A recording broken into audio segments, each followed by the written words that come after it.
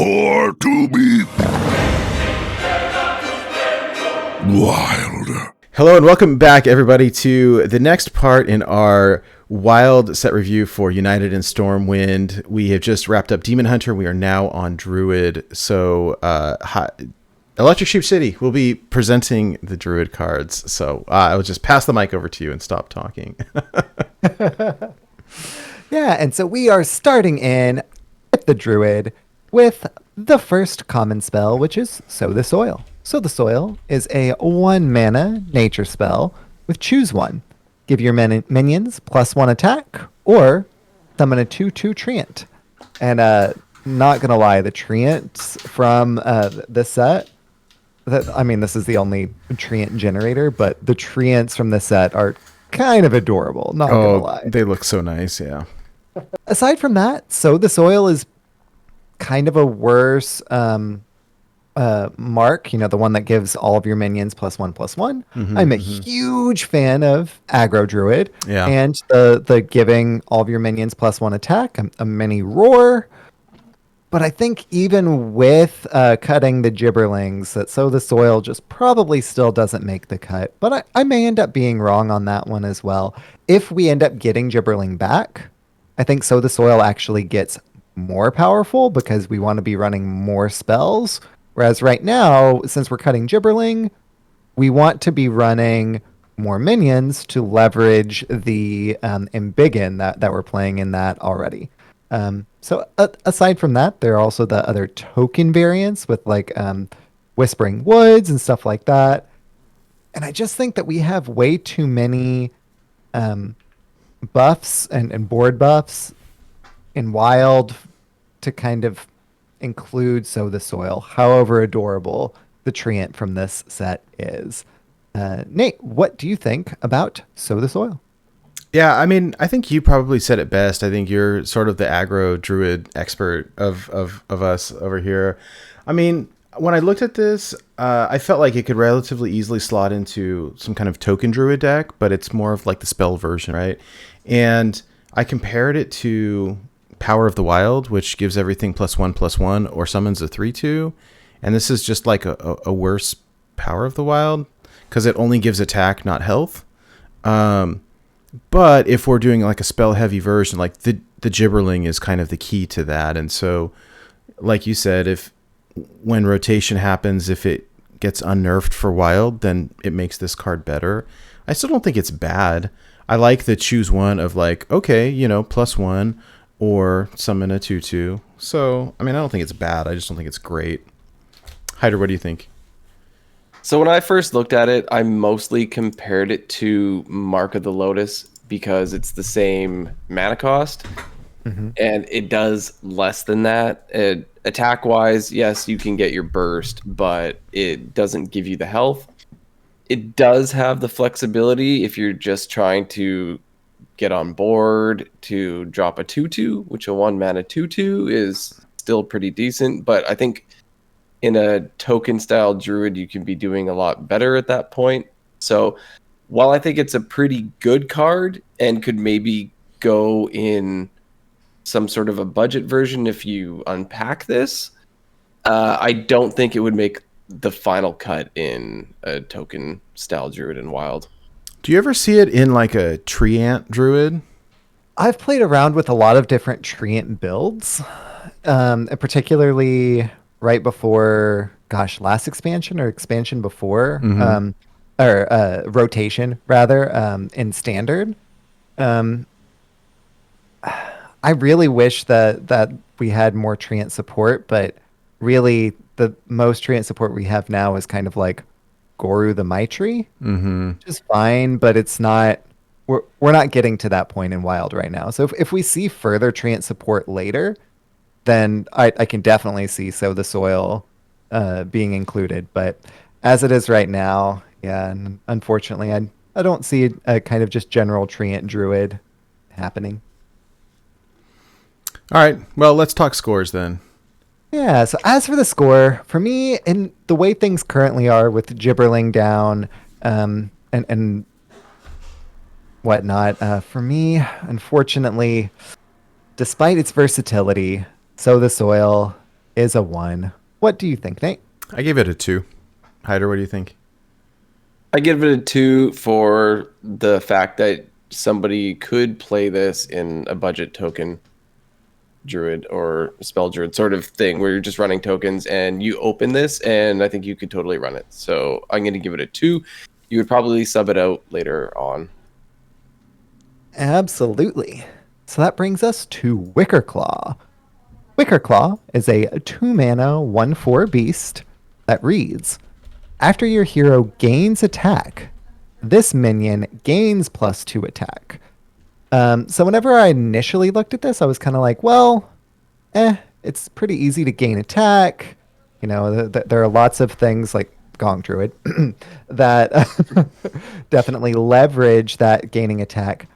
What I didn't initially see whenever I was reviewing this card is it's not this minion gains +2 attack this turn. Oh, it That stacks. plus- It stacks, yeah. Yeah, it's like a hench clan, but no health. Yeah. So if I'm playing Wicker Claw or Gonk, they both get played in the same deck. But if I'm playing that deck, then odds are I'm going to buff my attack multiple times in the same turn, and then hit with my face for a lot, as well as hit with Wicker Claw for a lot. So I think Wicker Claw has a lot of possibilities if it can stick. At 2 mana, it seems pretty possible, especially with the big old butt of having 4 health. But not having charge or rush kind of makes it a little bit more conditional. So it's a give and take on that one. What do you think about Wicker Claw, Nate?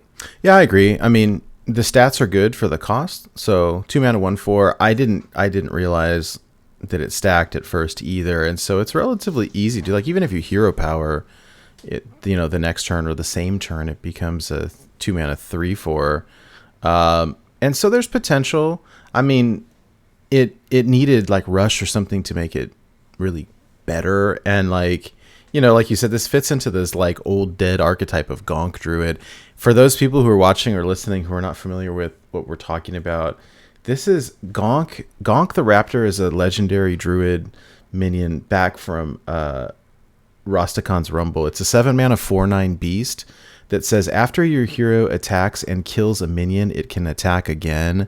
And so essentially what the deck is like you get all this attack with your hero, you can wipe the board out, and then you can hit face. And there's a few cards. It's one of those like long forgotten archetypes that never had enough support to make it like Freeze Shaman or something. Like there's just not enough.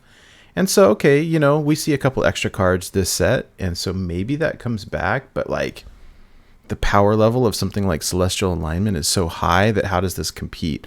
Like, this is fun, and I'll use it to do quests and like meme around, but the competitive aspect of it, like, I don't see it. Granted, like 2 mana 1/4, it's probably going to stick. If you let it stick too long, it's going to be a major threat, but I don't know, like where I see Wild Druid is typically super aggressive, kind of token based aggro, or a combo variant with Celestial Alignment or Malygos or something like that.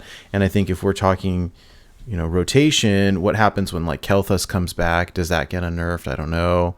And where does this fall in place and all that? In the pile of dreams and memes, I think. So Hydra, what are your thoughts? Yeah, I feel like if we had in Wild some sort of a mid-ranged deck that actually could work, this could be something that would be really cool. I think the fact that it can gain 2 attack every single turn when you hit that hero power, and it's got the big butt, it's only 2 mana in a vacuum, I think that's really cool. Unfortunately, we are playing tokens and we are playing combo, so it doesn't seem to fit in anywhere as far as I'm concerned. It can fit in meme land though. It is a beast. Yeah, that's something that I think that we all kind of glossed over. If Beast Druid previous support kind of, maybe we can have some sort of a mid-range. This may kind of help that. I don't think so though. So as for my rating, gosh, I think it's a little too strong to give a 1 just because a 2-mana 1/4 is impactful. It's pretty good, yeah. So I can't quite go 1 on it, but it's going to have to be a 2 for me, with the caveat that it could be even better. What do you think about Wicker Claw as far as your rating, Nate? Yeah, I give it a 2 as well. Oh, and yeah, Jesus Faction in chat says even Druid. And I remember way back in the day when I think Heilung hit legend with even Druid when it was not a thing. I mean, it really has never been a thing. No. But like, but there's potential if your hero power is upgraded to make it even a little bit better. I still think Fringe, right? Fringe is kind of my best case scenario at the moment for this. So I still give it a 2. This would be the totem golem of even shaman, pretty much, right? Which is really good in even shaman, but hopefully even druid becomes a force to be reckoned with. What do you think, Hydra? Well, I'm looking forward to trying to storm casual with this and have some fun. I'm gonna give it a 2 just because of the potential, because it is a decent card. We don't have a deck for it that is competitive really whatsoever, but it's a good card, so it gets a 2. Yep. Yeah, so that brings us to Best in Shell, which I love the pun in the title. Best in Show, Best in Shell. Huh. So Best in Shell is a 6-mana druid spell with no spell school, tradable. And it also reads, summon 2 2/7 turtles with taunt. So the turtles are pretty cool. They're beasts. That's pretty good. But like Jesus Faction is mentioning in chat, Spreading Plague. I would much rather be playing Spreading Plague than Best in Shell. At the very least, Best in Shell is tradable. So if I'm coming across, something that doesn't go wide, I can, maybe trade this into, get something more proactive. But at the end of the day, I think it's just too slow, and there are better things that we can be doing, in particular with this slot with Spreading Plague. Spreading Plague is the one that my exact notes are, why would we run this instead of Spreading Plague? Yeah. Question mark. So that seems to be the biggest comp, and I think that Spreading Plague just wins every single time. What do you think about Best in Shell, Nate? I think that it would be nice at 1 mana after your Celestial alignment. I think that this should be a priest spell, and it would be really good in combo priest. I think that the turtles are probably beasts, and so there's some potential beast synergy there. They are. And so there's that. I do think so. Here was my thought in my notes. Said like 6 mana feels like a lot for these 2/7s that are they're defensive, right? I'm not winning with them. I'm just not dying because of them. And like you said, Spreading Plague is a thing. I just don't. I mean, the only other thing I can see is like, okay, what about Spiteful Druid? That used to be a thing. Like, okay, maybe there's that. There's Hadronox maybe, but like 2/7 with taunt is like there's better taunt cards. Well, and since the turtles themselves are beast, we still don't really want to be playing this in Hadronox because the res a beast, just like with Spreading Plague, it has the same downside that it could res a turtle instead of your Hadronox. Yeah. Yeah, I mean so I don't know. What I can foresee is like someone is gonna play this against me, and I'm gonna get all irritated about it because now I got to go through 2/7s. I don't think it's good. I don't know. Like it'll feel super bad to lose to. Yeah. Well, yeah, and I think so. Here's what happens: like the new cards, they're all geared to be standard cards, and then we're sitting here trying to figure out how does this fit into Wild. And so I imagine like we probably will see some kind of funky beast druid archetype in standard, and sure maybe you play this like 6 mana is not that much in in standard, but wild is so fast and so crazy. Like, this is not what you want to be doing. Like, I want to be pushing forward to win, not defending. So it's cute. I like all the jewels on the turtle shells. Hydra, what do you think? Sounds like you were talking about the art.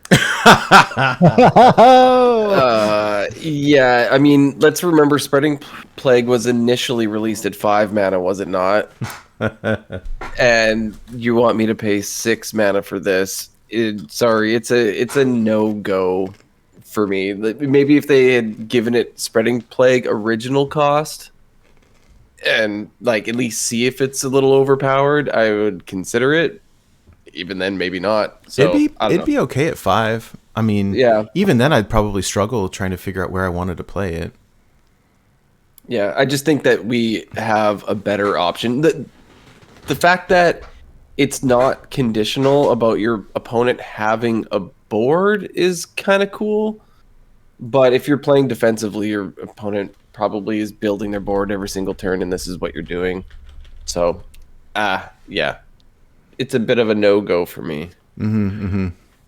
Yeah, so as for the ratings, I gave Fist and Shell 1, just because I would rather do some other things. What do you think, Nate? Yeah, it's a 1 for me in terms of wild. I like the idea, and I'm going to be real irritated when someone plays this against me, but I don't see this fitting into anything. It's just a 1 for me. Yeah, it's definitely a 1. Sorry, Spreading Plague just wins. So that brings us to a Vibrant Squirrel. Vibrant Squirrel is a 1 mana, 2/1 beast with the Death Rattle. Summon 4 acorns into your deck. When drawn, summon a 2/1 squirrel. So the acorn themselves are a cast when drawn spell that summon a 2/1 squirrel. The 2/1 squirrel itself is a satisfied squirrel, so it's another 1 mana 2/1 beast. And the little dude is just like leaning back. Oh, This he's little so fat satisfied. belly, it's great. Yeah. He ate the acorn. That little buddy is so happy, so satisfied. So I love the flavor of the Vibrant Squirrel and the acorn and the satisfied squirrel, and I think it's really clever and really cool. And you know me, I love me some token-based, in particular aggro druid. But unfortunately, whenever the acorns are in your deck, the satisfied squirrels don't get buffed with Embiggen because it's a cast when drawn acorn, right? So on the one hand, you play a 1 mana 2/1 that then just randomly gives you more 2/1s. It's not a bad thing, right? Like it's not like it's something that you actively don't want. But whenever you're in the mid and late game, this is why Embiggen aggro druid in particular is so powerful, because if you go into the late game and you've played your Embiggens, then all of a sudden you go from an aggro deck to a mid-range deck, and you can actually still take on some of your control or combo decks, which Vibrant Squirrel does not really enable you to do. It does continue letting you go wide without kind of further investment, which is kind of nice. And it's basically a 1 mana 2/1. Later down the line, summon 4 more 2/1s. But later down the line, you want to be doing something more than summoning 2/1s. Yeah. So, however cute he is, however cute it is, and however much the flavor is awesome, I don't really see a whole lot of home for our buddy, the Vibrant Squirrel. What do you think about Vibrant Squirrel, Nate? It's super cute. Yeah. I think it's a rogue. This is a rogue minion masquerading as a druid minion. I mean, if it's it feels like the wrong archetype to me, like where in rogue, like I want to be drawing through my deck, and if there's stuff in there, cool, like dump it out on my board and that's great. Like, I don't want to do that in druid. I've got other things to be doing. And so I feel like there's some identity crisis going on here. The art is brilliant. The little fat squirrel with like sleepy satisfied squirrel is so cute, but I don't really like it aside from that. Cute idea though. Hydra, what do you think? I think it just like all the air got let out of my tires. I was like, oh man, that's so cool. It's so cheap, and you get 4 2/1s, like perfect for a token deck. That's awesome. And then I thought about, after you said Embiggen does nothing, and you're right. You get to the Embiggen is awesome because of that the fact that Embiggen enables you to transition into the late game, mid to late game with your bigger minions, and this does absolutely squat at that point. So I don't feel as good about it anymore. Super cute though. Super cute. Yeah. But now I don't like him as much, unfortunately. Let's move into the ratings. So What do you however got? much, unlike you, I really like Vibrant Squirrel, but that doesn't translate into my rating. You know, we're buds, but as far as competitive play and just play in general, yeah. Sorry, little buddy, you're a 1 from me. What do you think, Nate? That's a 1 for me. Oh, I'm gonna give. Okay, it's a 1. I'm sad. Aww. Yeah. No, if it was, you shuffle the minions and they just popped onto the board like a patches or something, then this thing would be broken probably. So, and that would be like a 5. But yeah. Oh yeah. 1. If it's the exact same thing, but they're minions instead of cast when drawn spells, it'd be a different but story. still gives you the draw afterwards. Yeah, completely different story. I would love the squirrel. Yep. Sorry, buddy. Sorry, bud. But that does bring us to Kodo Mount. Kodo Mount is a 4-mana druid spell with no spell school that reads, give a minion +4/+2 and rush. When it dies, summon a Kodo. So the Kodo itself is 3-mana, 4/2 beast with rush. It's called Guff's Kodo. Make a minion more able to trade up and give it rush. Rush so that it can actually do stuff on the turn you play it. That's pretty cool. 4 mana is a lot though. At that point, I don't think that I'm probably giving something else rush is probably not really impactful because the thing is probably already on the board if I'm paying 4 mana to do it. The little Kodo that it poops out having rush is much more impactful. 4/2, being able to trade twice, once from the initial thing and then once from the token that it poops out seems impactful. 4 mana is just a lot.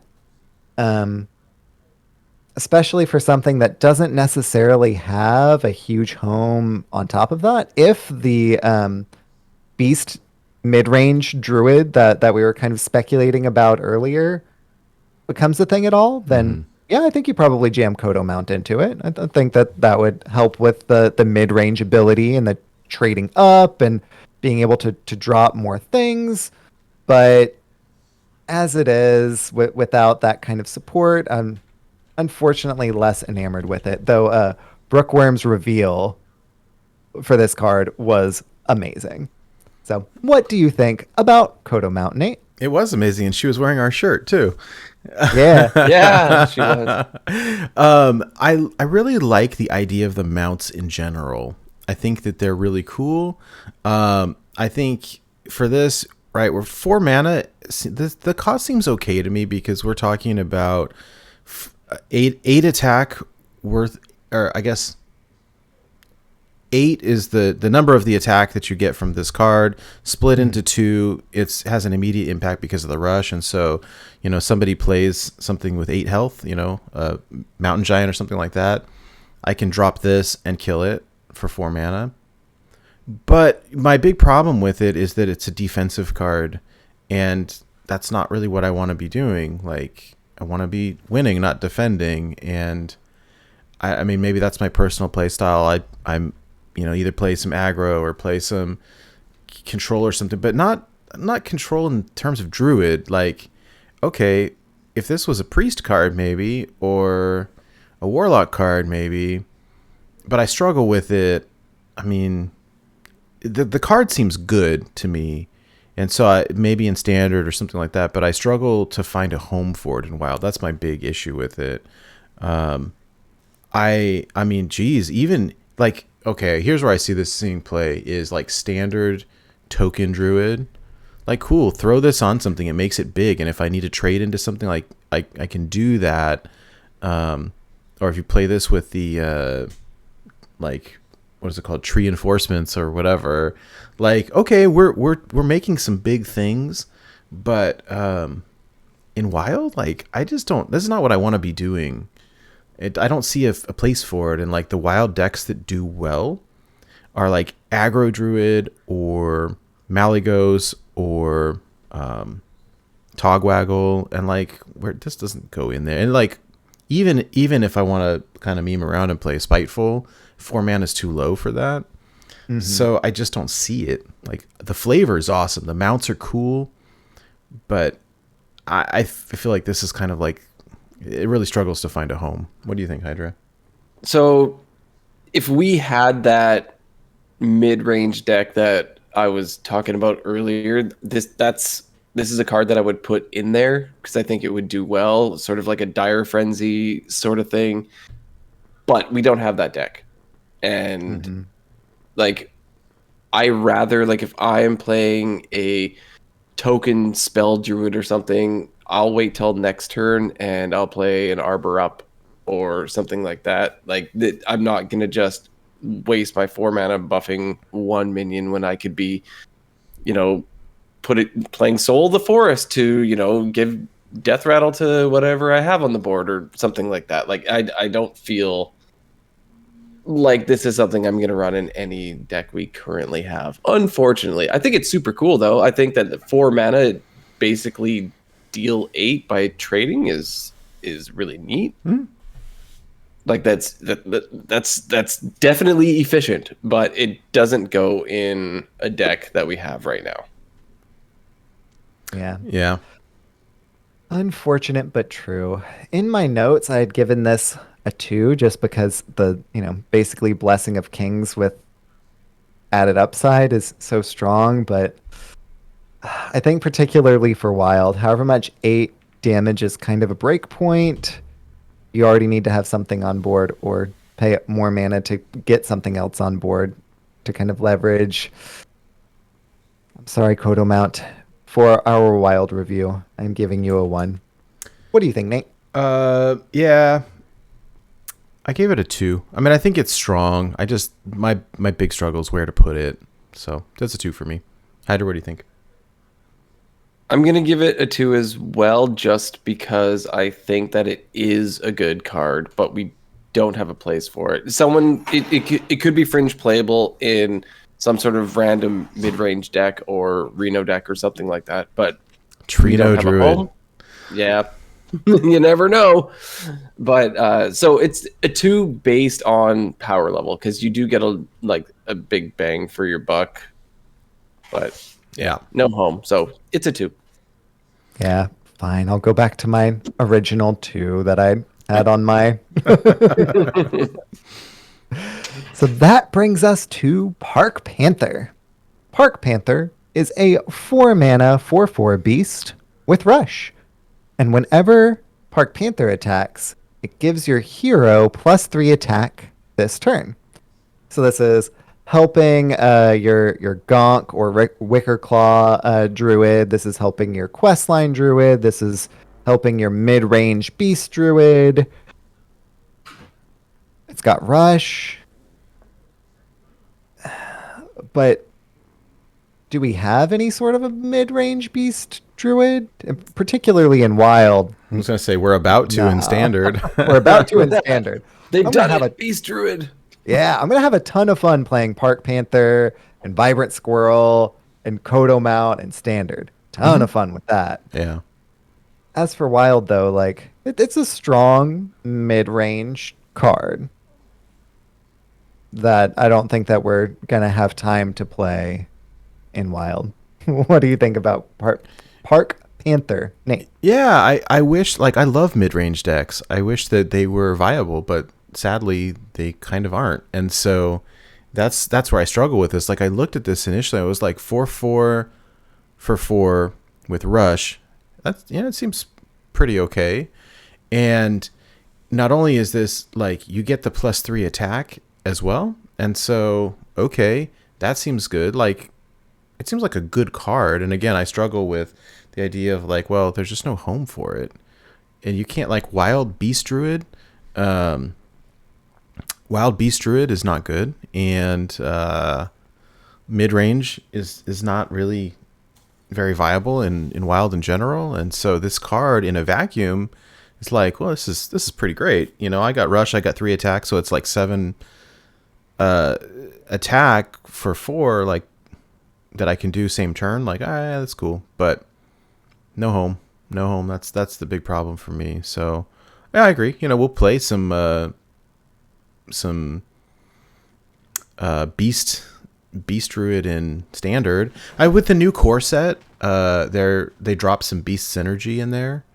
There was the like, you know, make a copy of a beast or something like that. And so, you know, we'll see it in standard. Wild, I just don't know that it's ever going to be good enough because the power level is like so high. So anyways, yeah, that's me. Hydra, what are your thoughts on this?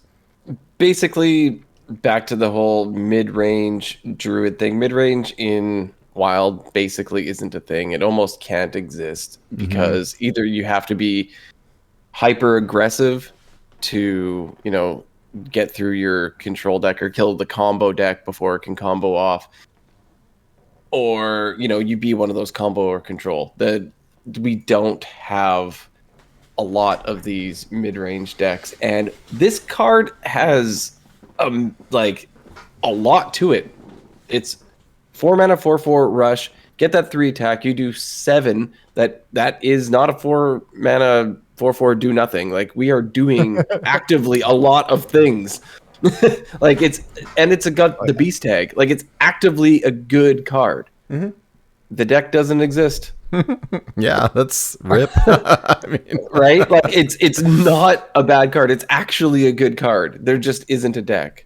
Yeah, well, and not inconsequential too is that the 3 attack that it gives is to your hero, so it's not like all that 7 has to go into the same place. I could deal with a taunt with the Park Panther and then do 3 to face, but gosh, 4 mana mid-range. Yeah, I mean, it has good synergy. It's got good synergy with the other cards in this set, you know, but like it does. It goes back to that standard versus wild argument. And since this is a standard card for the rating, I think that some people will end up playing unintentionally their standard mid-range beast druid in wild. And so instead of a 1, Park Panther is getting a 2 for me because it's a really strong card in a vacuum. What do you think, Nate? Yeah, I give it a 2. I mean, it's a great card. It's a really good card. It just doesn't fit anywhere. So I'll be happy, you know, if I discover this, or happy, you know, sometime, but not most of the time. It's a 2 for me. There's nothing worse than when you queue into somebody who accidentally used their wild deck and you're laughing at them and you're like, oh, I'm totally like, they got a standard deck, I got my wild deck, I'm going to destroy them. And then they actually beat you. And so for that, it gets a 2. Because when that happens, I'm going to be upset. So Park Panther gets a 2 for me. All right. Yeah, so that brings us to composting. Composting is a 2 mana druid nature spell that reads, give your minions death rattle. Draw a card. So instead of the kind of embiggen aggro druid variant, composting is much more of a like more general token druid, like Whispering Woods and stuff like that card. You want to draw as many cards and have them in your hand so that then you can make tons of 1/1s that then you can buff and deal a ton of damage with. That's a place that I can see slotting this card in right now. You can also slot it into just standard wild, but the standard variant of the kind of aggro embiggen druid in place of Gibberling. And, you know, odds are you've gone wide. Hey, I want to reload. Do we cut Voracious Reader for this? I don't think so. Voracious Reader continues to give you things. but Voracious Reader might also be cut at 3. So maybe we do. The fact that I'm considering even cutting Voracious Reader for composting is saying kind of a lot. But I don't think that we run both because it kind of fits the same niche. It's a really strong card. We want to be going wide. We need reload. I think that there's a lot there. I'm just not exactly sure the exact slot that it kind of slots in. So it may or may not actively go in there. But gosh, it's a powerful card. Yeah. What do you think, Nate? Yeah, when I saw this, it's like, well, if you have the spell-based token druid type deck, where the deck falls short is when you start top decking only. And so this could potentially be really nutty, right? I've got a board full of wisps or whatever, and I can trade them into stuff and start drawing cards. Like, that's great. But then I compared it to like Soul of the Forest, and then the question is, would I rather have a sticky board that's going to give me a bunch of 2/2s, or would I rather draw a card? And I think with these token decks, when your board gets cleared enough times, you struggle to refill the board and stuff. And so, there's arguments either ways. Like, I like the sticky death rattle of drop out a 2/2, but I also like to draw a card. I don't know, but I struggle to think that I would be playing both. So I'm not sure. I mean, I think that this has potential to get really crazy. And even if I'm only drawing 1 or 2 cards from this, like, that might not be bad. Like, 2 mana draw a card is about the standard. And so, I don't know, but it has to go in the right deck, right? It's not going to be, it's going to be a spell-based token deck, not a minion-based token deck. So I don't know. I like it. And I definitely feel like there's potential there. Some pretty nutty potential, in fact. So I don't know. It is also a nature spell, so there's some synergy there. Hydra, what do you think? I think this is extremely powerful. I also have a problem with it in the fact that in a token deck where you're trying to flood the board and you're trying to buff the board, that it's not proactive, right? Yeah. You're now instead of buffing your minions, you're now leaving them vulnerable to be killed, and then your backup plan is to draw some more cards, right? Which refill is great, but I feel like I would want to be building my board and buffing my board and not having this backup plan of drawing the cards once my guys die. So I think it's extremely powerful. You have like a board full of wisps, they kill them all, and hey, full hand, thank you. That's awesome. Right? Yeah. Great with the Demon Hunter quest line. Right? Like, that's it's super awesome. But at the same time, my goal was to build my board, buff my board, and kill you. So I think that's where it falls short. I keep feeling like that. Like, there's all these cards. Like, oh, that would have been a really good rogue card. That would have been a really good demon hunter. This would be a really good demon hunter card. Jeez. All right, let's give it the ratings. Gosh, I keep on going back and forth. And at the end of the day, I think that there are a couple of places that this can fit. Enough so to where even just in regular and big and aggro druid, I can see taking out Voracious Reader and putting in composting and being pretty happy. Because of that, and the more spell token based, I think I'm going to go 4. Woo! It's really strong. Wow. What do you think, Nate? I think 3. So here's my thought. Way back in the day, Ben from work and I played, it was like a spell only token deck.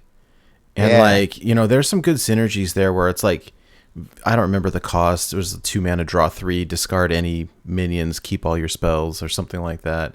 Yeah, it now costs 3. Oh, is it cost 3? Okay. But like, in a deck like that, and then we did really well with that deck.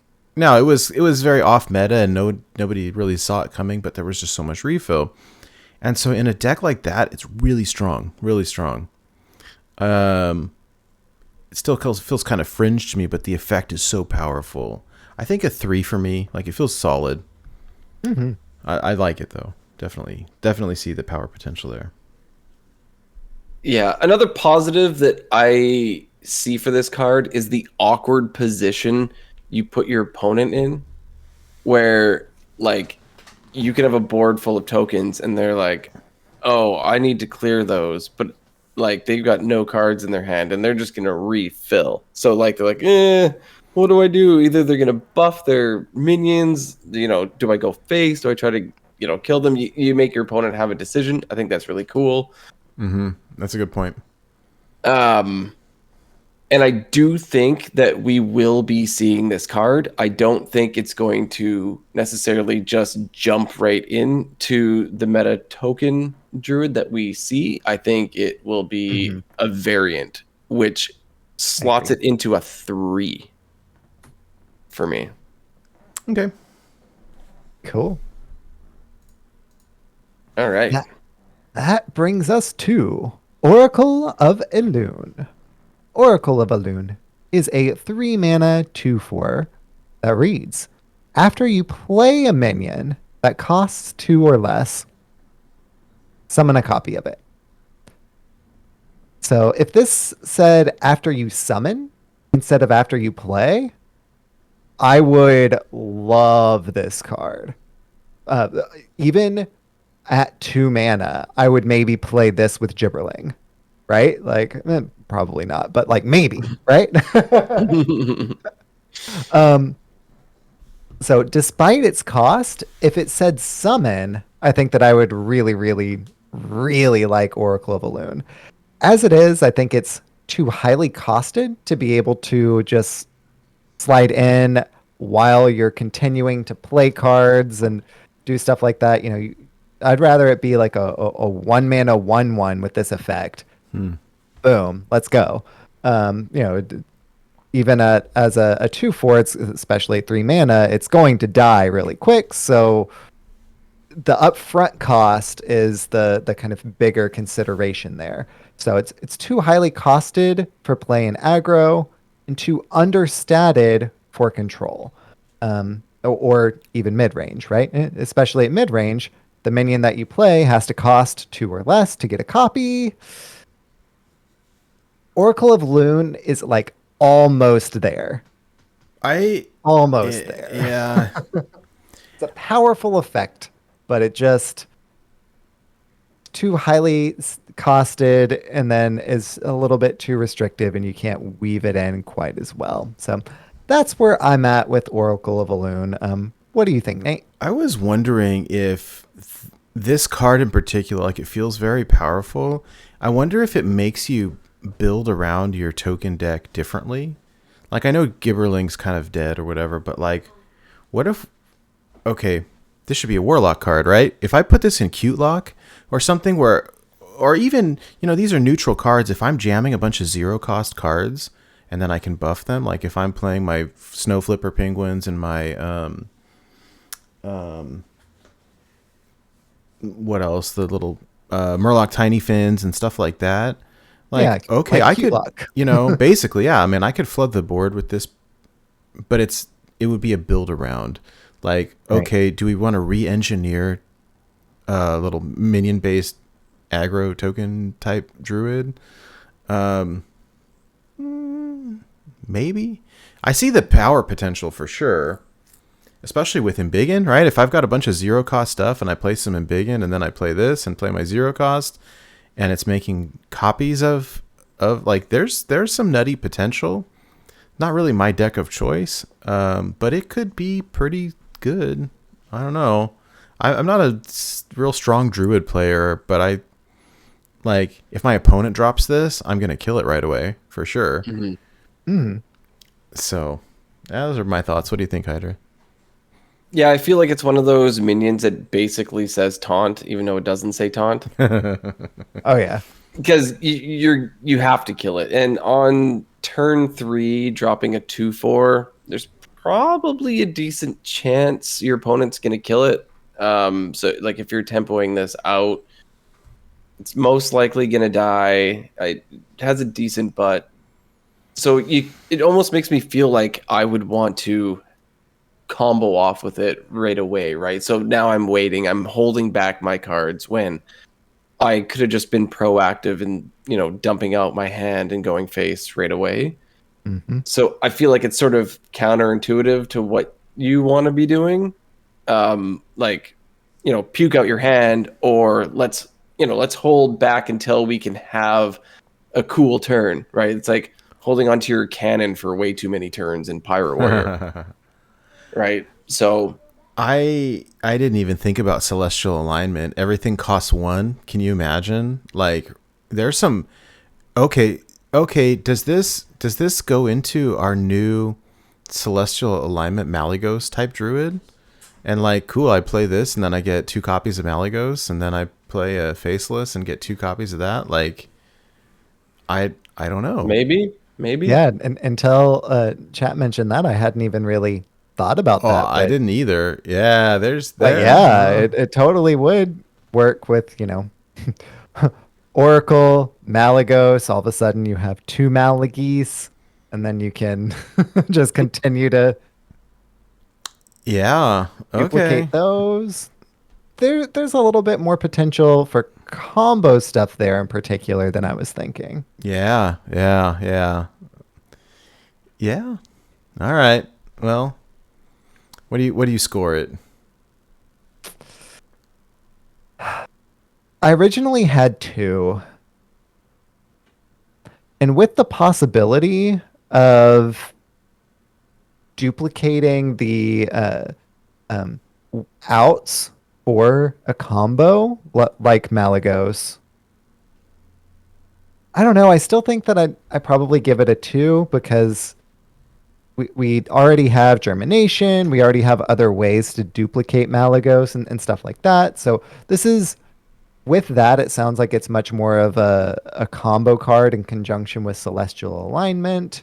As far as, it being a powerful card, absolutely. But a powerful effect in particular. But it's fringe. Unless that combo really goes off, and I would love to be wrong and love to see that combo just go off. What do you think, Nate? This card feels pretty strong to me. I had originally scored it a 3, but I think I'm going to score it a 4, actually. I think that this is going to be like combo city over here. Hydra, what do you think? Oh, it's one of those again. Right? Like, thanks, chat.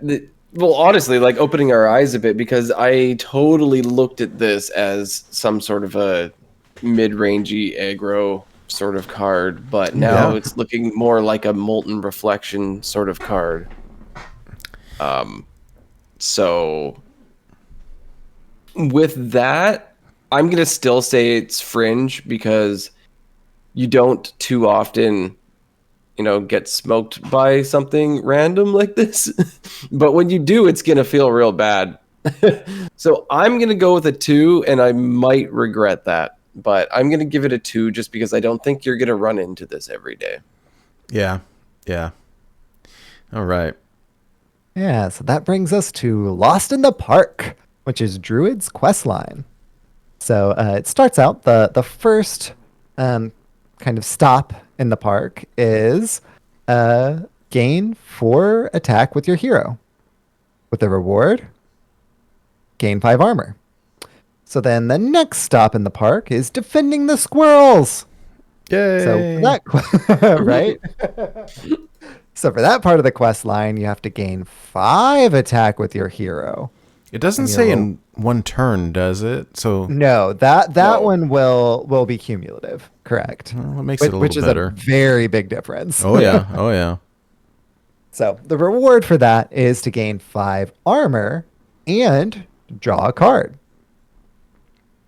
Which brings us to your final stop, which is to gain 6 attack with your hero.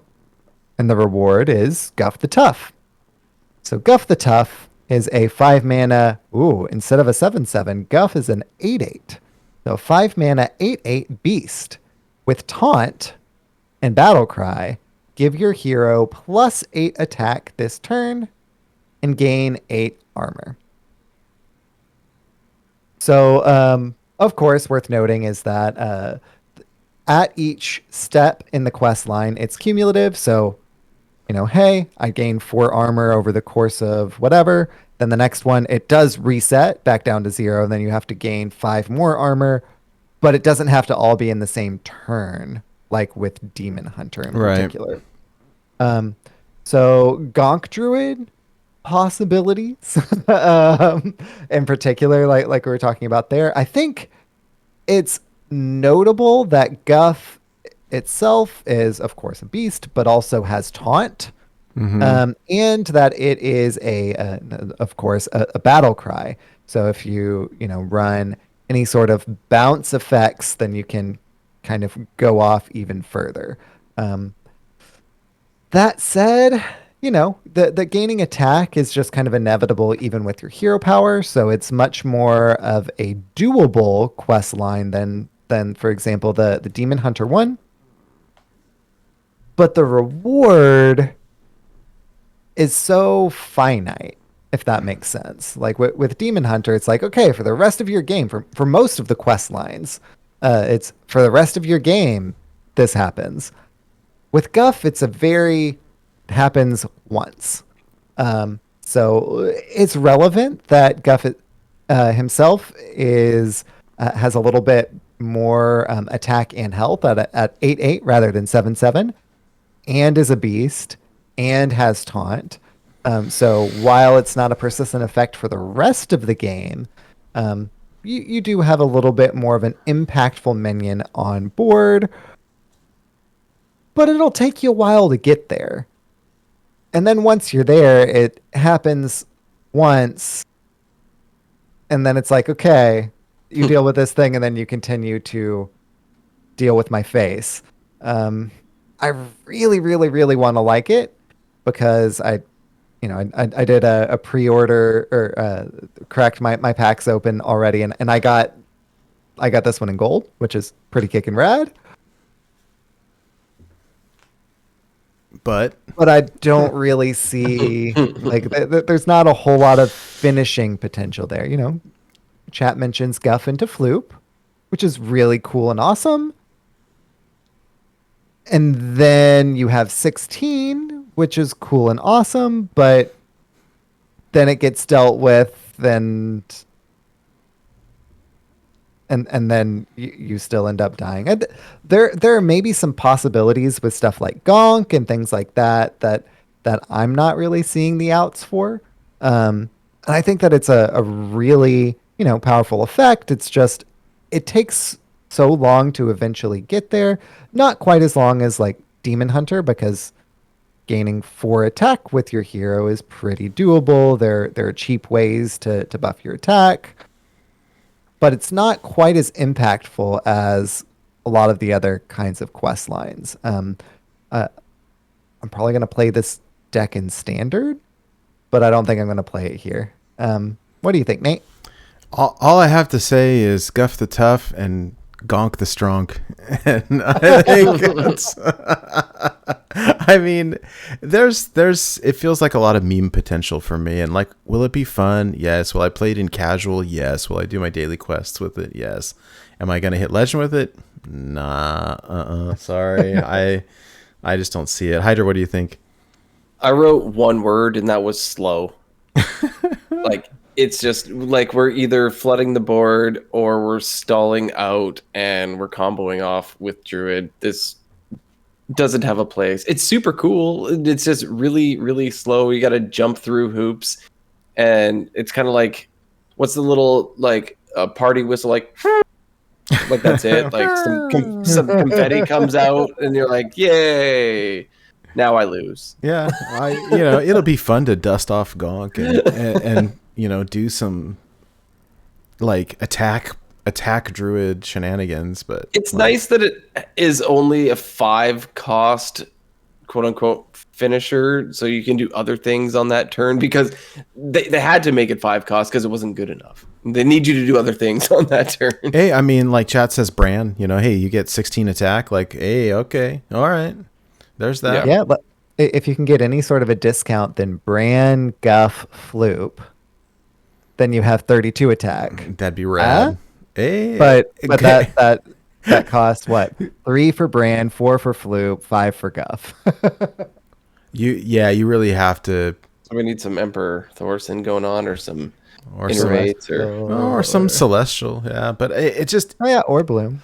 yeah. I mean, that's just a lot of. Yeah. I mean, just seems a little slow. Don't think it's gonna see play. yeah. And all is stopped by one Voidwalker. Yeah. So as for my rating, I see a lot of potential here in Standard and Wild. I don't know that we're really gonna see this so much. It's gonna be a meme. It's gonna be fun. So I think for Wild in particular, I have to give Lost in the Park a 1. What do you think, Hydra? It is definitely a 1 for me, but it's like a 3 on fun, but it's a 1. Yeah, it's a 1 for me as well. And that brings us to Sheldras Moontree. Sheldras Moontree is an 8-mana 5/5 minion with a battle cry. The next 3 spells you draw are cast when drawn. So, super powerful effect.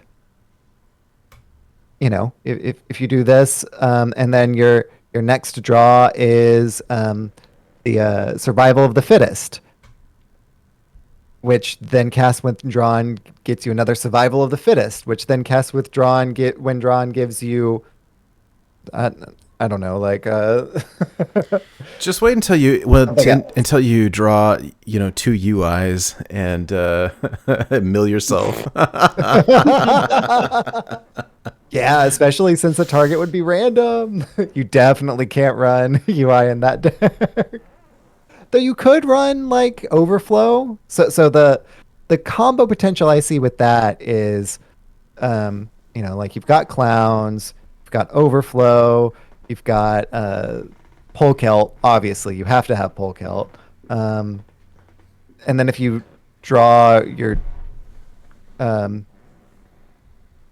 big spells before you draw Sheldras, then oops. And so you have to draw Sheldras first and then Polkelt and not have drawn your survivals, and then it just goes off. But it's just so conditional, and that's just for like the standard version, and the wild version doesn't really have anything extra to really give us to make it more playable. Like, I really, really, really want Sheldra, or that kind of like clown druid like thing to work, where you do this and then it just like goes off, and that'd be pretty kicking rad. But like, that's not the world we live in. It's way too draw conditional.